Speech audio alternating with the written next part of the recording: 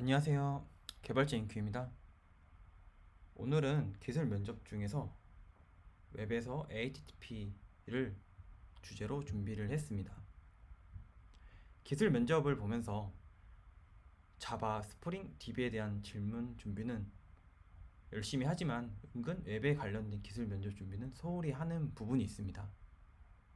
그렇기 때문에 간혹 스프링에 대한 질문들은 잘 대답을 하지만 HTTP의 이제 메소드나 상태 코드를 물어봤을 때 대답을 잘 못하는 경우가 간혹 있습니다. 백엔드 개발자로 API 개발을 한다면은 HTTP 프로토콜은 빠질 수 없는 부분이며 기술 면접에 자주 나온 단골 질문 주제입니다. 그래서 오늘 준비를 하게 됐고요. 제가 준비한 내용은 1번부터 7번 7가지를 준비를 했습니다. 본격적으로 들어가기 앞서 좋아요와 구독 부탁드리겠습니다. 첫 번째, REST API란 무엇인가? REST API의 정의는 웹상에서 사용되는 여러 리소스를 HTTP URL로 표현을 하고 해당 리소스에 대한 행위를 HTTP 메소드로 정의해야 하는 방식을 말합니다. API 개발 시 URL의 표현을 동사보다는 명사를 사용하고 이런 표현식을 지킴으로써 API URL을 보고 이게 어떤 용도의 API인지 한 번에 파악할 수 있게 가독성을 높여서 이제 표현을 하고요. 이 API 행위가 조회를 하는 것인지 삭제를 하는 것인지 생성을 하는지에 대해서도 명확하게 보여주기 위해서 HTTP 메소드를 통해서 정의를 하고 있습니다.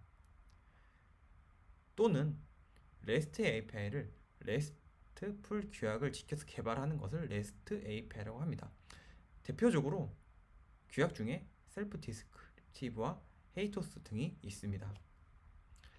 REST API 설계를 할 때 URL에 동사를 사용하지 않고 명사를 사용하는 등의 REST API 디자인 가이드도 있습니다.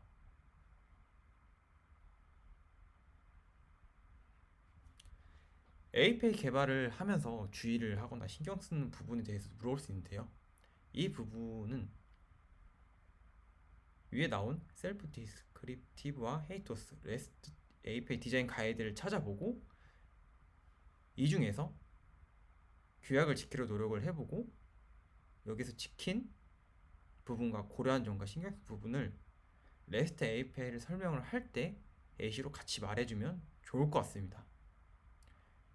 이 부분에 대해 이제 면접관이 직접 물어볼 수도 있지만 직접 먼저 이 REST API의 규격을 지키기 위해 어떤 부분을 신경을 썼고 나는 API 개발을 하면서 어떤 부분을 신경 썼다는 것을 REST API를 설명을 하면서 예시로 실제 사용한 상황과 예시를 말해주면 좋을 것 같습니다. 다음으로는 위에 언급됐었던 HTTP 메소드에 대한 내용입니다. HTTP 메소드는 get, post, put, delete, head, options, fetch, connect 이런 메소드들이 있습니다. 메소드에 대한 용도는 이 정리된 영상의 내용을 한번 참고해 보시면 좋을 것 같고요. 이 메소드에 대해서 모두 대답을 한다면 여기서 끝나는 게 아니라 꼬리 물기식의 추가 질문이 들어올 가능성이 높습니다. 대표적으로 풋과 패치의 차이점은 무엇이냐 이런 질문을 들을 수 있는데요. 풋과 패치의 차이점은 풋은 전체 데이터를 갱신을 하고 패치는 일부 데이터를 갱신을 할 때 사용을 하고 있습니다. 또는 get과 post의 차이점은 뭐냐 이런 질문들이 나올 수 있고 실제 면접에서 HTTP 메소드에 대해서 모두 말해봐라 이런 것보다는 이런 비교식의 질문을 더 많이 하고 있습니다. 풋과 패치의 차이점을 말한다면 또 추가적으로 패치의 방식에 대해서 알고 있냐 또는 제이슨 패치 방식과 제이슨 머지 패치 방식의 차이점을 아냐 이런 질문을 추가적으로 받을 수 있습니다. 이 두 가지의 이제 차이점은 이렇게 여러 가지가 있지만 대표적으로 제이슨 머지 패치 방식이 제이슨 패치 방식보다 단순하고 간단합니다. 위에 얘기한 것 같이 이 질문에 대한 질문에 대한 이제 답변 포인트는 이 둘에 대한 이제 특징을 말함과 동시에 실제 이런 제이스 머지 패치 방식을 사용을 하고 어떤 경우에 이런 방식을 사용하고 실제로도 이 방식이 더 간단하고 편했다. 실제 사용한 예시를 같이 말해주면은 더 좋습니다. 실제 저도 제이슨 패치 방식보다는 제이슨 머지 패치 방식이 더 편해서 제이슨 머지 패치 방식을 사용을 하고 있습니다. 다음으로는 HTTP 스테이스 코드입니다. 크게 100번대, 200번대, 300번대, 400번대, 500번대 이렇게 5가지로 구분을 할 수 있습니다.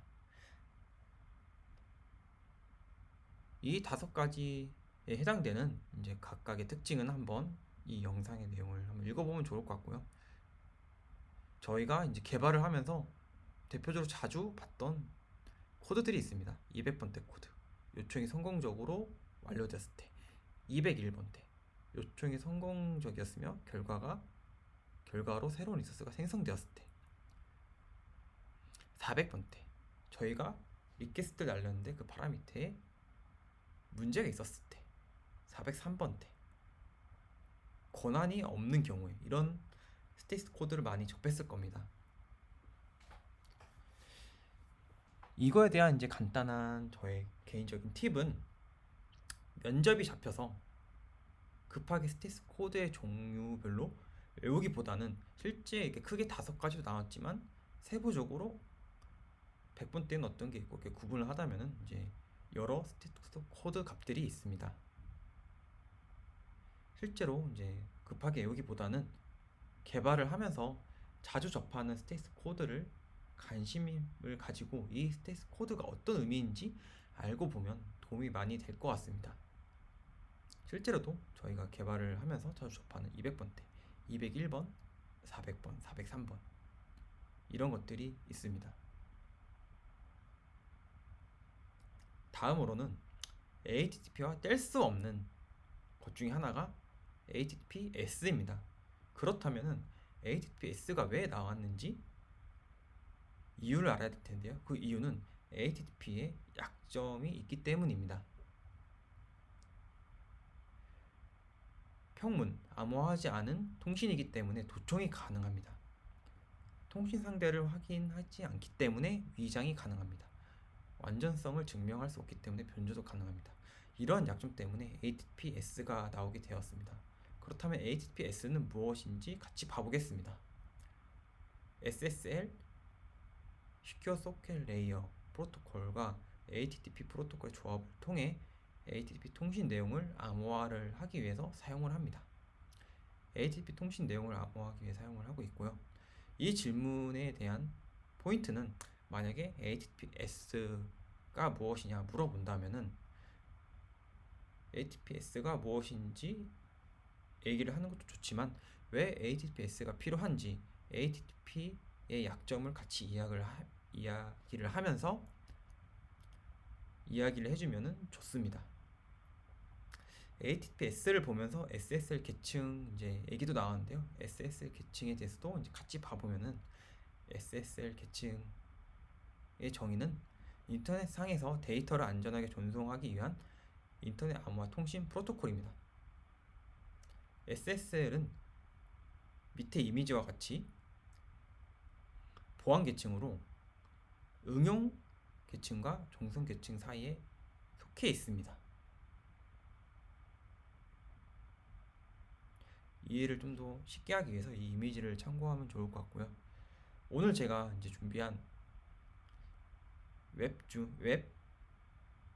기술 면접에서 ATP의 주제는 여기까지입니다. 제가 준비한 내용이 도움이 되셨다면 좋아요, 구독 부탁드리겠습니다. 감사합니다.